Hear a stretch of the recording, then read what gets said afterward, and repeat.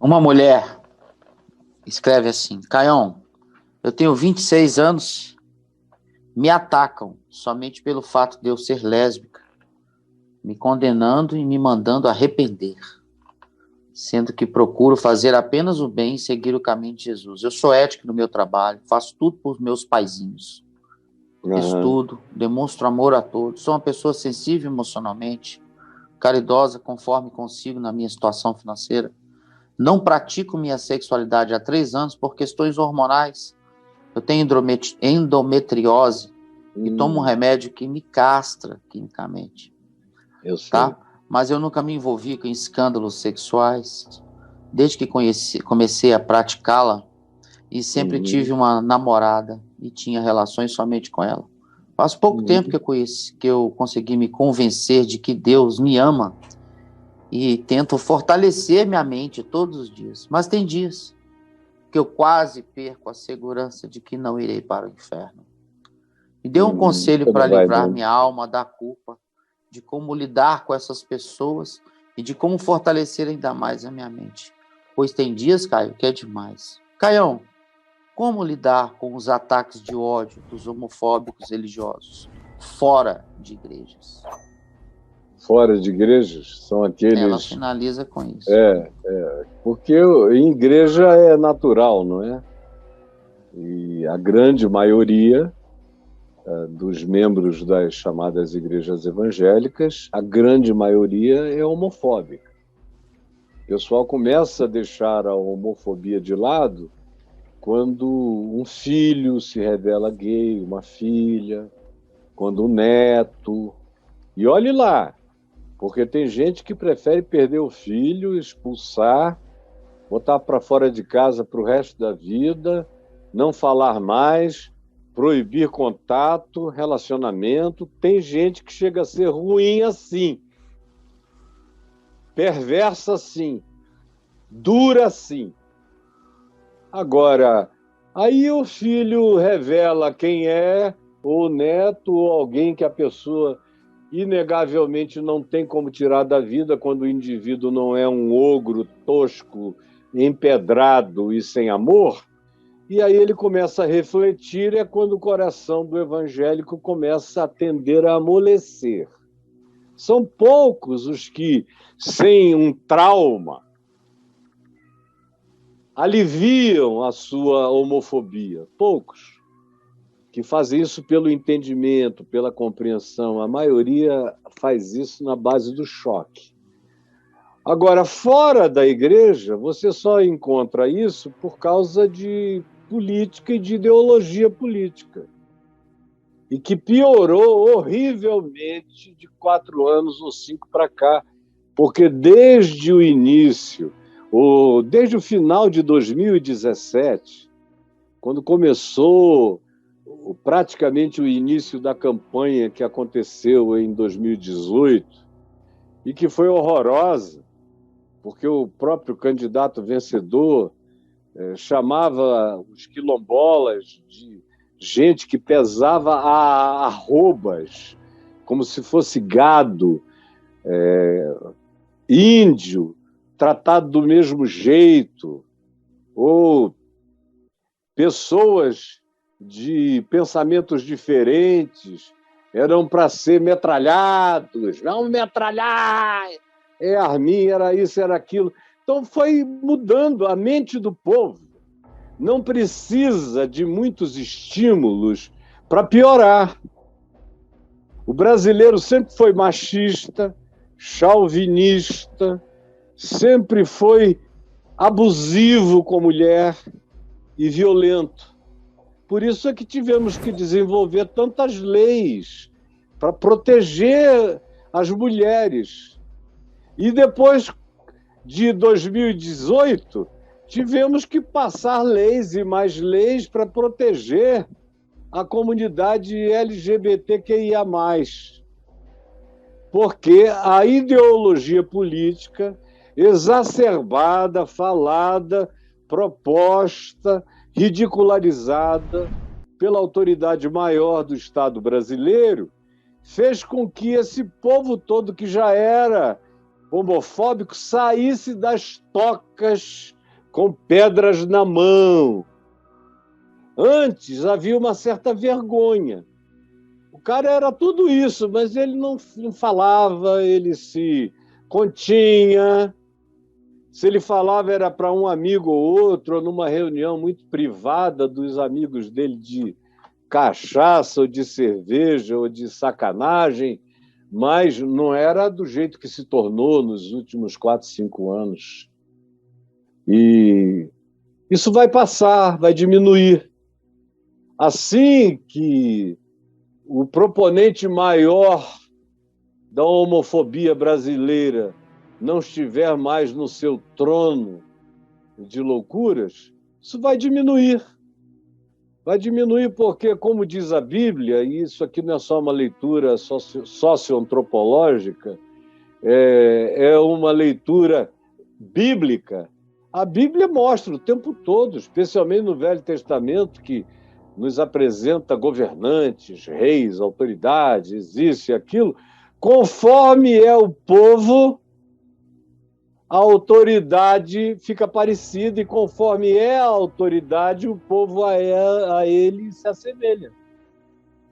Como diz o profeta Oséias, assim como é o povo, se torna o sacerdote, por exemplo, o pastor. E assim como é o pastor ou o sacerdote, o povo se torna, de modo que é uma máquina de retroalimentação. Bons reis, generosos, justos e misericordiosos, produziam bons reinados, onde o povo deixava a idolatria, diminuía a injustiça, a iniquidade, a sociedade melhorava. Aí o bom rei morria, subia às vezes até um filho dele, um parente dele, um sucessor, cheio de manias, cheio de ódios, cheio de obsessão, cheio de idolatrias, cheio de outras coisas. E aí, depois de pouco tempo, o povo estava todo alterado, e os profetas dizendo: por causa dele, vocês mudaram seu caminho e vocês estão chamando o juízo de Deus.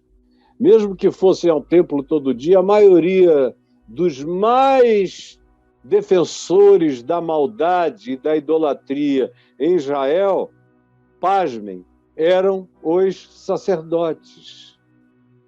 Como diz o profeta Ezequiel, chegaram ao ponto de fazerem as suas magias num bastidor dentro do templo do Senhor. Então, fique calma, aguente firme, não discuta, não faça disso um tema de guerra, deixe-os falando sozinhos, siga adiante, viva a sua vidinha como você já a vive, com calma, com tranquilidade, com sobriedade, com discrição, ande no seu próprio caminho. O amor de Deus está em você, a graça de Deus está em você. Você já é um peixe que foi tirado do mar, colocado no cesto, minha filha. O teu destino e a tua morada estão garantidos. Você tropeçou no grande tesouro e o abraçou. E você viu a pérola de grande valor e disse: é minha. E não tenha medo, porque ninguém tem o poder de roubá-la de você. Como Jesus disse: aquele que vem a mim, eu, de maneira alguma, o lançarei fora. Está me entendendo? Essa é a primeira versão disso aí. Aquele que vem a mim. Aquele que vem a mim. Aquele que vem a mim, é Jesus falando. Aquele que vem a mim, eu, de modo algum, o lançarei fora. E a outra coisa que Jesus diz, e que o Braulio não viu ainda, é a seguinte: Jesus diz que aquele que o Pai traz a ele, ninguém o arrebatará das suas mãos. Então preste atenção. Você veio a ele. Ele disse: eu não vou jogar você fora jamais. Ou outro caso, daquele que ele diz, o Pai trouxe a mim. O cara veio buscando, buscando, chegou até a mim. Ninguém vai arrancá-lo das minhas mãos, ninguém. E ele falou isso no contexto da religião, falou isso no contexto do pessoal que estava ali dizendo quem era de Deus, quem não era de Deus, quem ia para o céu, quem ia para o inferno, quem ia ter juízo divino, quem não ia ter, quem era o santo, quem era o pecador. Era esse povo perverso da religião. Eles é que ouviram Jesus dizer isso. Olha, aquele que vem a mim não adianta o que vocês queiram fazer, vocês não vão ter o poder de arrancá-lo da minha mão, jamais, jamais, jamais. Não terão esse poder de arrancá-lo das minhas mãos de modo algum, porque ninguém vai tirá-lo. E quem o Pai me dá, quem é que vai aparecer? Quem vem a mim eu não jogo fora. E aquele que o Pai me dá, quem é que tem o poder de arrancar das minhas mãos? De arrancar das minhas mãos? Ninguém, minha filha. Ninguém. Você foi e Jesus te acolheu, e ninguém vai te tirar das mãos dele. Ninguém. Não há poder em nenhuma dimensão com a capacidade de te tirar desse pegar de Jesus, que diz, vem, tu és minha, e das minhas mãos ninguém te arrebatará. Só crê nisso e nunca mais tenha medo, nem dúvida, nem tergiverse a respeito dessa convicção. Não é que vai mudar nada, você pode ter toda a dúvida do mundo e vai continuar no cestinho da graça de Deus. Mas você só deixa de usufruir a paz. Não é porque com dúvida você se perde, não. É porque com dúvida você não goza a paz, a alegria da experiência de ser de Deus.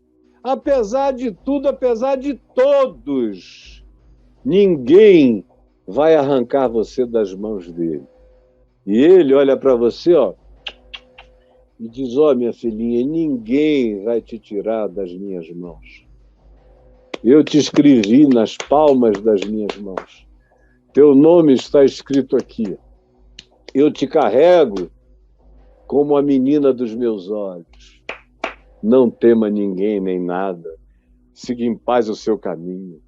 Tá bom? Um beijo, minha filhinha.